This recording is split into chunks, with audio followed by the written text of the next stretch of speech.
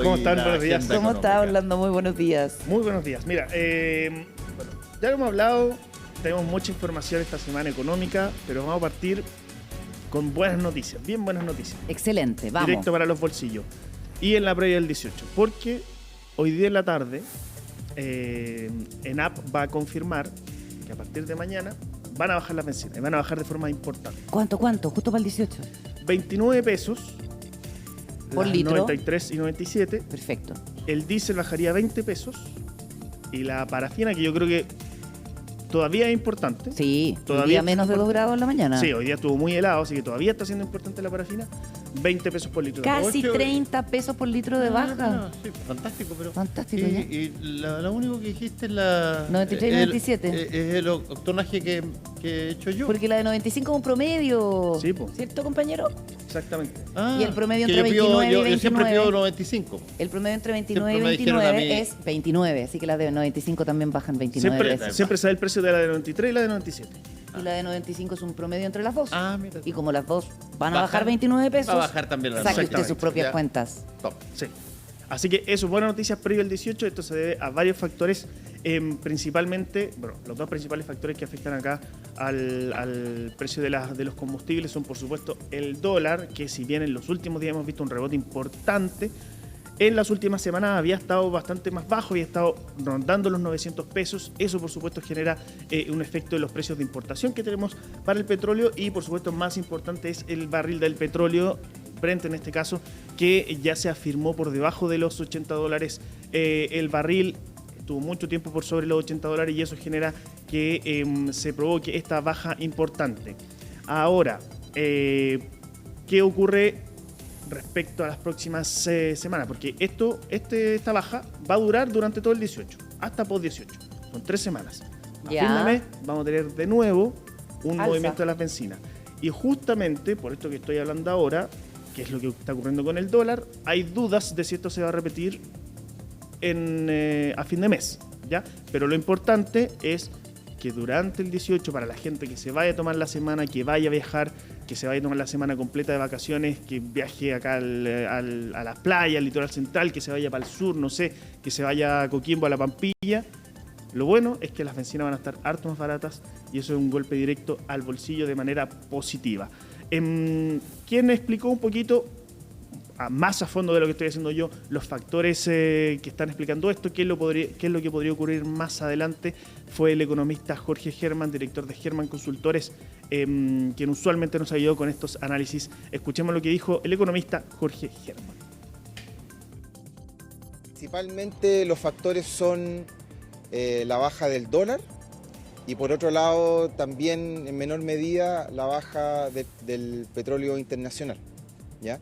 El punto está de que a finales de septiembre debería venir otro movimiento en la gasolina y ahí está más o menos incierto el panorama porque tanto el tipo de cambio como el petróleo han presentado una alta volatilidad durante agosto. Ha estado muy zigzagueante tanto el precio del dólar como del petróleo, que de alguna manera es difícil prever si es que va a seguir bajando el precio de la gasolina internamente después de la que va a acontecer este jueves.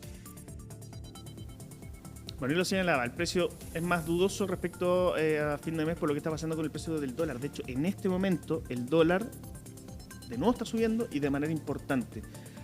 Si la semana pasada estuvimos rondando los 900 pesos, ayer terminamos en 928 y hoy día ya estamos a esta hora de la mañana en 935 pesos. Ya. O sea, de nuevo subiendo de Para manera arriba. importante Sí, el dólar. súper fuerte, ¿no? Esto es principalmente por noticias que están llegando de Estados Unidos. Durante estos días se van a conocer varios datos macroeconómicos que van a ser clave para lo que va a ocurrir en 2 semanas más con la Fed. Que la Fed se espera que baje la tasa de interés, pero van a estar muy atentos a unos datos de empleo, por ejemplo, que van a salir mañana y pasado mañana, y otros datos de precios que están apareciendo durante esta jornada. Y por estos motivos es que el dólar está reaccionando, está subiendo, y eso va a generar dudas respecto a lo que podría seguir ocurriendo con el precio de los combustibles, que es lo que nos afecta en este caso directamente a nosotros. Lo cierto, lo concreto es que hoy día ENAP va a confirmar, entonces prácticamente seguro, que va a bajar las bencinas mañana. ¿Qué es lo que podría ocurrir con el dólar? ¿Cómo podría seguir moviéndose? Y por supuesto influir en esto es lo que analizan los expertos de XTV Latam. El aumento en la volatilidad del tipo de cambio se vio afectado por diversos factores. Principalmente tenemos que en Estados Unidos el sector industrial tuvo datos desfavorables bajo lo esperado, lo que hizo que las bolsas en general cayeran drásticamente cerca de un 2%. Por otro lado también tenemos que el cobre logró caer más de un 2% durante la sesión, lo que hizo pasar al tipo de cambio de valer 917 pesos en la jornada de ayer a terminar finalizando la jornada de hoy los 928 pesos por dólar. ¿Para qué es lo importante? ¿Qué tenemos que esperar de aquí en adelante? Mismo 18 de septiembre en Estados Unidos se dará a conocer la tasa de interés que en este caso se prevé que se reduzca también 25 puntos bases, y por ese lado podríamos ver quizá una recuperación en el tipo de cambio en el corto plazo. Sin embargo, si el contexto tanto del cobre como en Estados Unidos no es favorable, podríamos seguir viendo una tendencia nuevamente al alza en el tipo de cambio. Oye, de hecho hay algunos análisis que salieron en los últimos días respecto a lo que podría pasar con el dólar, y hay algunos que están hablando que podría volver a los 1.000 pesos. Que hay varios factores a nivel global que estarían permitiendo prever que el dólar de nuevo se empezaría a acercar a los 1.000 pesos en vez de bajar, que es de forma lo que más nos conviene directamente al bolsillo de nosotros. Eso por ahora. Partimos con buenas noticias. Van a bajar las bencinas de manera importante a partir de mañana. Excelente. ¿Qué más tenemos por ahí, Orlando Silva? Lo que ocurrió ayer, los datos macroeconómicos ¿Qué con el Banco Central. El Banco Central ayer a eso de las 6 de la tarde confirmó que retomó los recortes de tasa. Recordemos que en la última reunión de finales de mes de julio había hecho una pausa en la reducción de la tasa de interés. Bueno, ahora retomó las bajas tal como lo esperaba el mercado. Eso es buena noticia. Siempre se espera que el Banco Central vaya en línea con las expectativas de mercado, que no sorprenda, y eso fue exactamente lo que hizo ayer. Una rebaja de 25 puntos base para llevar la tasa de política monetaria de 5,75% a 5,5%. En el comunicado, si bien es un comunicado escueto, que no suele no señalar tanto, y si esto no fue sorpresa, sí hay algunos datos interesantes que vale la pena analizar y que nos podrían dar luces también de lo que va a ocurrir ahora en un ratito más con la entrega del informe de política monetaria. Por ejemplo, el Banco Central de alguna forma da un sesgo que es lo que se conoce en economía, un sesgo Dovic. ¿Qué es lo que está diciendo esto? Que va a adelantar adelante que van a continuar de cierta forma las rebajas de tasa. Incluso dice que va a hacerla un poquito a mayor velocidad. Las bajas de tasa van a ocurrir a mayor velocidad de lo que estaba previendo en el último informe de política monetaria. O sea, ya hay algunas luces de lo que podríamos ver durante esta jornada con el informe de política monetaria. También otros datos interesantes. Señala directamente lo que va a ocurrir con Estados Unidos, con la Fed. Dice que los mensajes de la Fed, de alguna forma, el mensaje del presidente de la Fed sobre la rebaja de tasas también son positivos para las perspectivas económicas. Muestra una preocupación respecto a lo que está ocurriendo a nivel interno. ¿Por qué? Porque recordemos que el mandato constitucional del Banco Central es velar por la estabilidad de los pagos, del tipo de cambio, etcétera, pero no necesariamente, por ejemplo, de una cosa que preocupa mucho a los economistas, que es los efectos que tiene la tasa de política monetaria en la actividad. Claro. El Banco Central no, de manera secundaria sí se preocupa, pero no es su mandato principal, y por ejemplo, en este comunicado sí dice que de alguna forma llama la atención el bajo nivel de actividad a nivel interno, y eso también es algo que llama la atención. Escuchemos uno de los análisis que hemos estado revisando durante las últimas horas respecto a esta decisión, particularmente del economista jefe de Copeuch, Felipe Ramírez. Hay varios hechos que fundamentan esta visión de menor inflación en el mediano plazo. Bases de comparación más exigentes que traerá la mayor inflación de corto plazo, un consumo que evidencia mayor debilidad, un mercado laboral y un mercado del crédito que continúan bastante debilitados, y bien importante en esta contingencia, una Fed que comenzará antes de lo previsto su ciclo de baja de tasas. Todo esto en un contexto con expectativas de inflación ancladas a la meta, entrega antecedentes en que resulta necesario seguir reduciendo la TPM, y no solo esto, sino también que bajará de forma más rápida de lo que se esperaba en el IPOM pasado. Bueno, queremos seguir analizando de manera más profunda lo que ha ocurrido en las últimas horas, también con los otros datos que hemos conocido esta semana, por ejemplo, lo que ocurrió el lunes con el IMASEC, y para eso vamos a tomar contacto con una destacada economista, Carolina Grunwald, economista, columnista, en este caso economista jefe de Prudential AGF. Muchas gracias, Carolina, por acompañarnos a esta hora de la mañana. Hola, buenos días. ¿Cómo están? Muchas gracias a ustedes. Hola, Carolina. Hola. Carolina, quiero comenzar consultándote tus primeras impresiones respecto a lo que ocurrió ayer. Si bien no hay sorpresa respecto a lo que se esperaba por la gran mayoría del mercado, sí hay algunos mensajes interesantes, ¿o no? Sí, hay unos mensajes interesantes y suelen ocurrir mensajes interesantes en las reuniones de política monetaria cuando viene un IPOM al día siguiente, porque en el IPOM se aprovecha de explicar, ¿cierto?, con más holgura la decisión que se tomó. Como tú bien decías, llama mucho la atención la referencia que hace el Banco Central de Chile directa a la debilidad de la demanda para argumentar una baja más rápida en el futuro hacia la TPM neutral, que es como se mide este cuento, ¿cierto? Entonces aquí el Banco Central explicita, y probablemente lo va a explicitar ahora en el IPOM en unos minutos más, lo que nosotros los analistas de mercado habíamos observado, en el sentido que cuando se entregaron las cuentas nacionales hace pocas semanas atrás, se vio ahí que la trayectoria del consumo local había sido mucho más débil si uno lo comparaba con lo que se proyectaba en el IPOM de junio.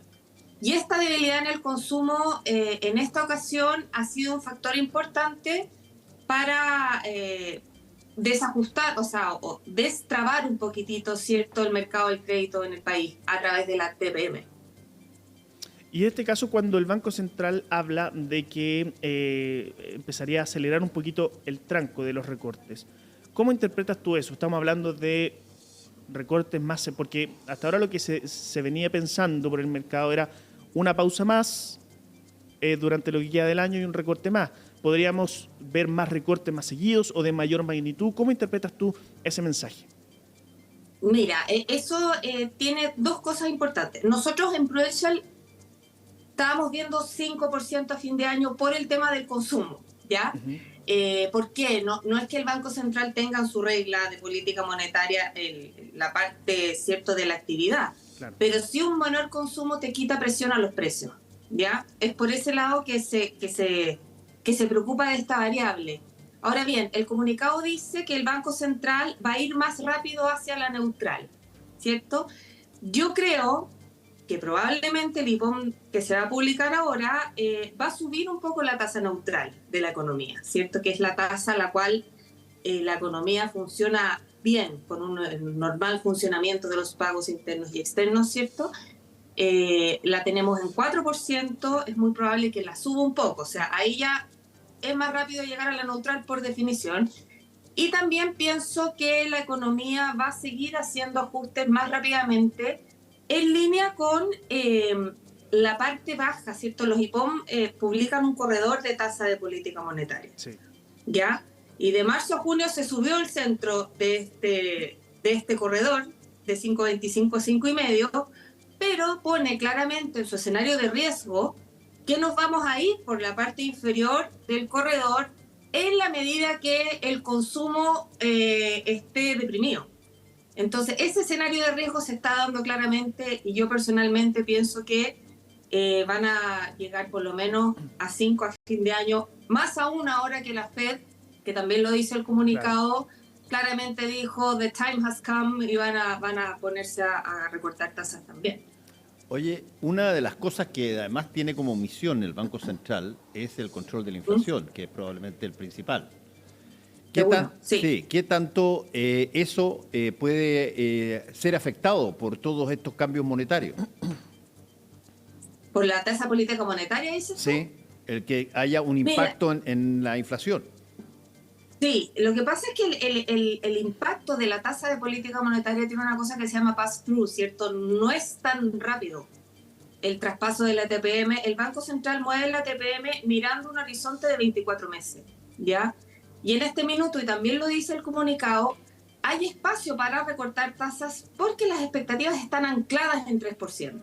Y de esa manera el Banco Central va mirando, ¿cierto?, si tiene espacio o no para recortar o subir la tasa en caso que el ciclo fuera hacia el otro lado, ¿cierto? Entonces, la manera en que macroeconómicamente una rebaja de tasa, en teoría, ¿cierto?, te da impulso hacia arriba la inflación porque el crédito es más barato, por lo tanto tú consumes más y si tú consumes más los precios suben. Pero ahora el Banco Central, y los datos dicen eso, el consumo va hacia abajo. Entonces, las tasas están siendo muy restrictivas y el Banco Central tiene que bajar las tasas para que la economía empiece a operar en su pleno empleo.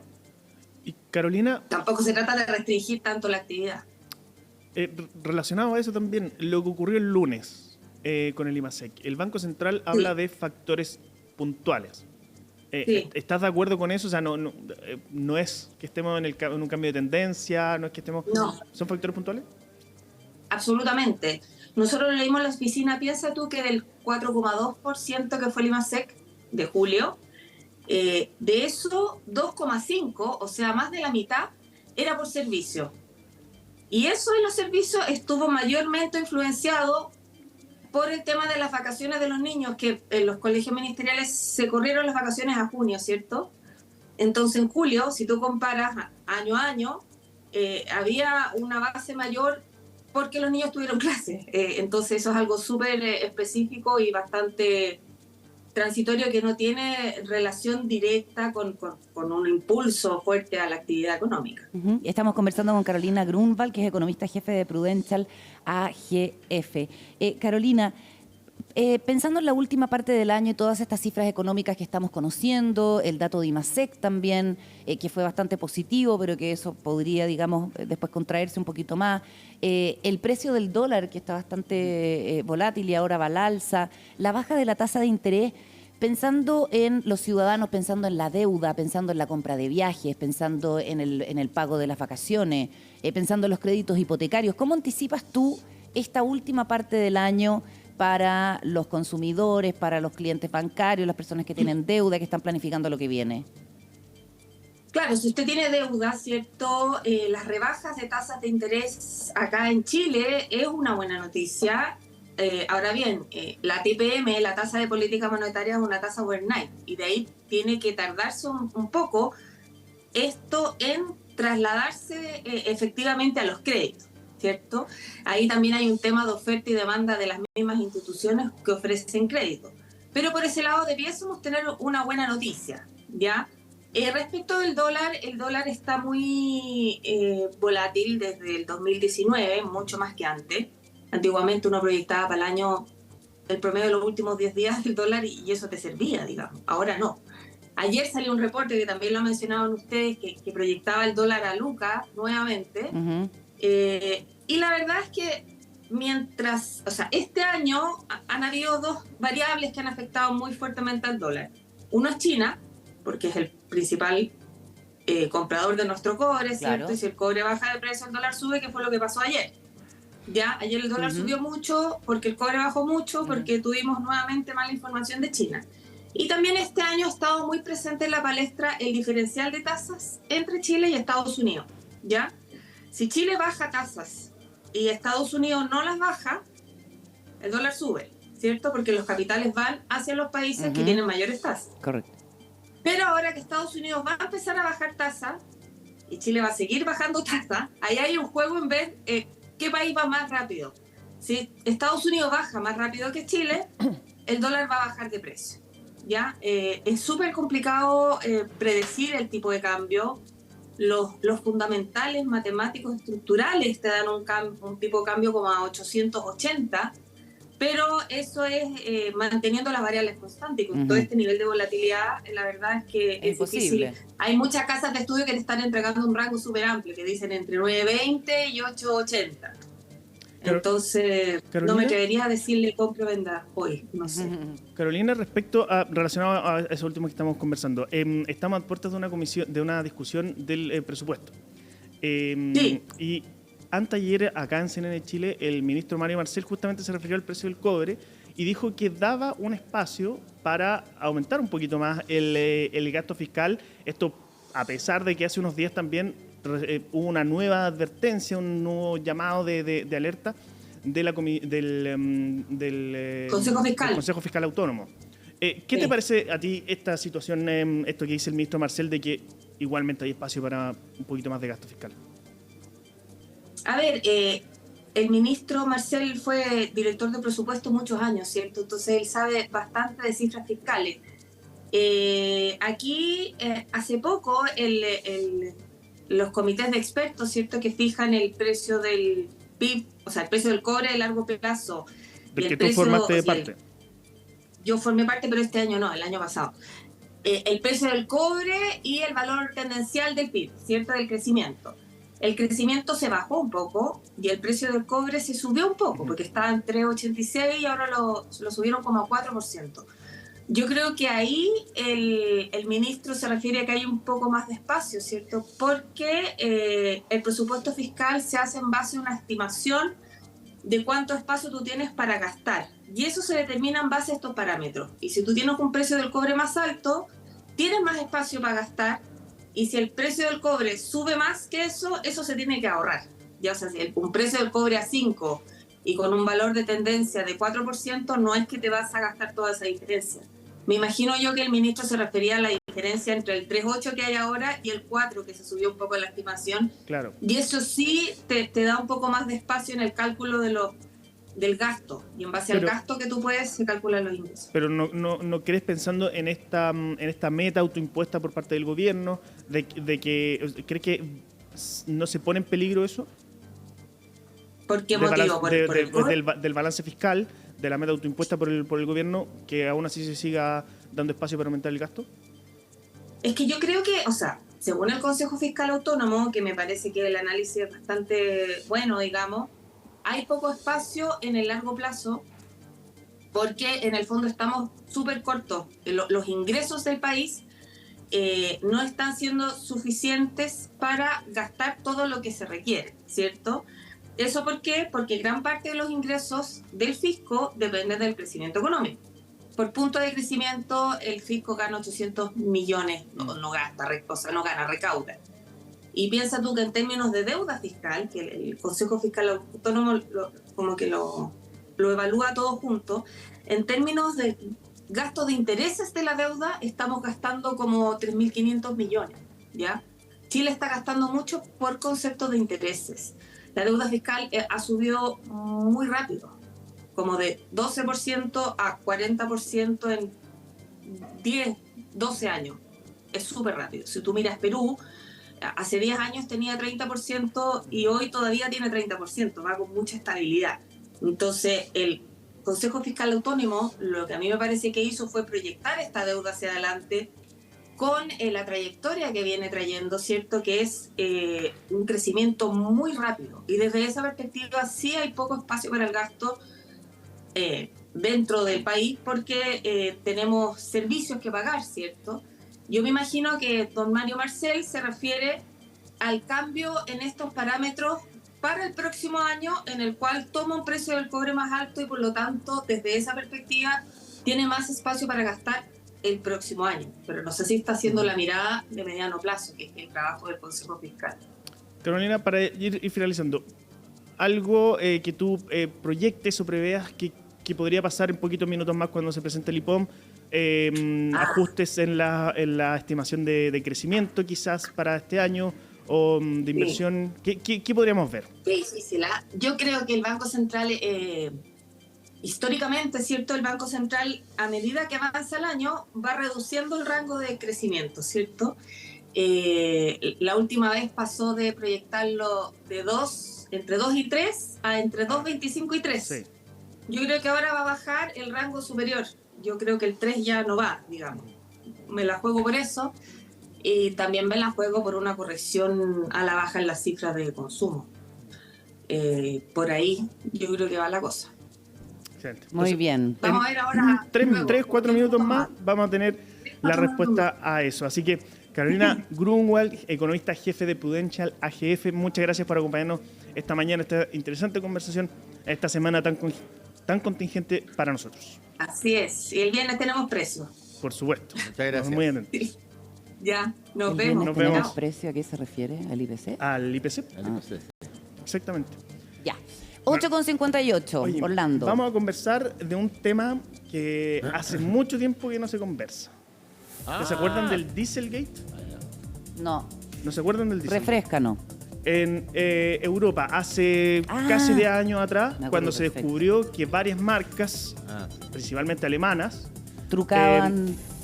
instalaban un software en los vehículos para que al Hacerlos momento de hacer más- las mediciones de emisiones aparecieran con Como un eficiente. 40% menos de emisiones y así pudieran aprobar la normativa antiemisión europea, que es una de las más duras en el mundo automovilístico. Bueno, ya han habido algunos juicios, algunas condenas incluso contra algunos ejecutivos, pero esta es quizá, podríamos, entre comillas, la madre de todas las batallas, porque comenzó el juicio contra quien era el presidente de Volkswagen, que fue la compañía por la cual se inició este proceso, que es Martin Winterkorn. Él era 10 años después. 9 años después, 2015. Él, en ese momento, que era el presidente de Volkswagen, ojo, era el alto ejecutivo mejor pagado de toda Europa, de Volkswagen. Y él hasta ahora, que está comenzando este juicio por 3 cargos, entre ellos fraude, por supuesto, porque se engañó a los consumidores, por falso testimonio y una serie de cargos por manipulación de mercado, etc. Él se ha manifestado inocente hasta ahora de todos esos cargos y hoy día comenzó el juicio, un juicio que se espera, por supuesto, que sea largo, que sea extenso. Por ejemplo, el expresidente de Audi, él ya fue condenado, pero él se declaró culpable de los cargos y al final fue condenado a una pena menor y de libertad condicionada. En este caso, Martin Winterkorn se ha declarado inocente de todos los cargos, por lo tanto se espera que sea un juicio largo. Él no fue el presidente de Volkswagen durante todo este periodo, porque son casi 10 años donde se estima que duró este engaño. Él fue durante el último periodo, pero se estima que él siempre tuvo conocimiento de lo que ocurrió y nunca dio ningún tipo de aviso ni hizo nada al respecto. Entonces va a ser un caso que va a llamar harto la atención, principalmente porque Volkswagen, que sabemos es una de las compañías automovilísticas más grandes del mundo, está viviendo problemas económicos bien grandes. De hecho, por primera vez en su historia están analizando cierre de fábricas, lo que implicaría despido masivo de muchos trabajadores en Europa, en Alemania. Una parte importante de esto se debe a este caso porque se estima que Volkswagen ha pagado más de 30.000 millones de euros, 32.000 millones de euros en indemnizaciones a sus clientes, en recambio de vehículos, etcétera. Más de 32.000 millones de dólares en estos años y está bien difícil la situación. Va a ser un proceso bien seguido por la prensa porque es una empresa importante en el mundo automotor y de alguna forma porque representa un poco qué es lo que ocurre con la justicia, en algo que también estamos hablando acá muy seguido, cuando ocurren delitos de cuello y corbata y en este caso tan importantes como lo que fue el Dieselgate. Así que vamos a estar siguiendo con mucha atención lo que está ocurriendo. Ahí están las imágenes que ustedes están viendo en pantalla. Para los que nos escuchan, Ahora, estamos viendo la comparecencia de Martin Debe Winterkorn. resultar fascinante saber la historia real de cómo se generó este delito, porque esto implica, en una época donde todavía no existía, como lo conocemos hoy día, la inteligencia artificial y nada de ese tipo de cosas, implicó intervenir los sistemas de distintos tipos de alertas de los automóviles para que dieran una capacidad distinta a la que efectivamente generaban en materia de gases contaminantes y todo lo demás. O sea, esto fue una suerte, si tú quieres, hasta cierto punto de acto premonitorio de lo que eventualmente podía pasar más adelante con máquinas que son mucho más sofisticadas que las que habían en la época en que Volkswagen hace esto. Y la otra cosa que me parece extraordinariamente importante, Orlando, es, a ver, este es un delito que comete una de las fábricas de automóviles más prestigiosas del mundo. O sea, el tomar una decisión de ir a hacer un delito siendo tú la probablemente más importante, icónica de Europa. Por lo tanto, llena de gente que le cambiaste la vida porque tiene un automóvil determinado y tú tomas la decisión de hacer una situación de corrupción en todo ese proceso con total y absoluta capacidad para entender lo que significa en la empresa más grande, qué sé yo, cuesta pensarlo. En esa época Volkswagen no estaba en un déficit gigantesco. No, era probablemente una de las más connotadas fábricas de automóviles del mundo.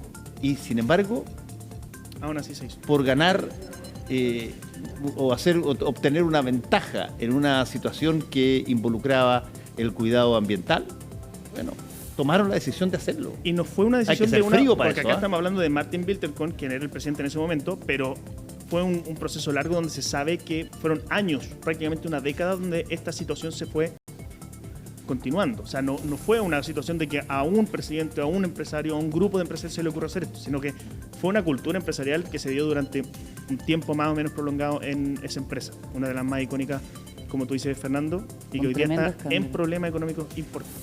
Un tremendo escándalo. Nos despedimos con una noticia. Acaba de salir el informe de política monetaria. Un dato rápido, tal como lo señalaba hace minutos atrás Carolina Grunwald.